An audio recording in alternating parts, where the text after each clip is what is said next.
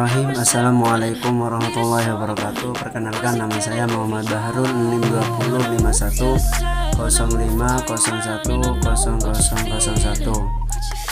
Ya, saya dari kelas perbankan syariah 4 dan saya di sini akan menanggapi video dari Bapak Dr.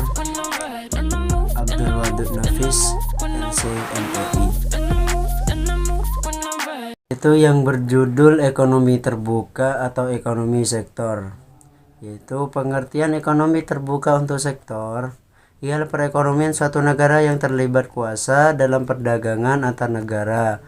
Dalam ekonomi tertutup ada 3, yaitu produsen, konsumen, dan negara. Sedangkan dalam ekonomi terbuka itu ada tambahan, ialah luar negeri, adanya ekspor dan impor. Yang kedua, konsekuensi dari ekonomi terbuka. Yang pertama, permintaan agregat atau di pasar barang. Yang kedua, jumlah uang yang beredar atau dari pasar barang. Selanjutnya yang nomor 3, siklus pendapatan perekonomian untuk sektor. Dan yang keempat, ekonomi terbuka bisa dikatakan impor. Dan yang kelima, manfaat kegiatan impor menurun. A. Memperoleh barang dan jasa yang tidak bisa dihasilkan setiap negara. B. Memperoleh bahan baku.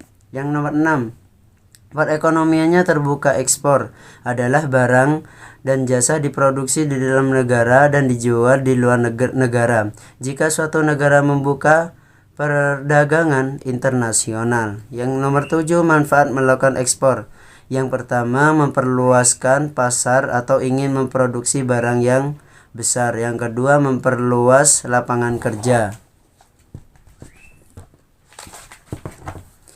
Dan yang ke-8, faktor penurunan ekspor dan impor, yaitu faktor penentuan ekspor. A. Permintaan akan barang. B. Mutu atau kualitas dari suatu negara.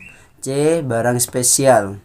Yang nomor 9, faktor penentuan impor.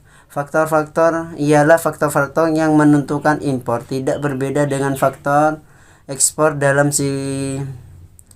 siklus perekonomian.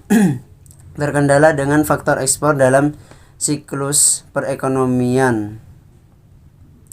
Dan yang nomor 10, syarat keseimbangan.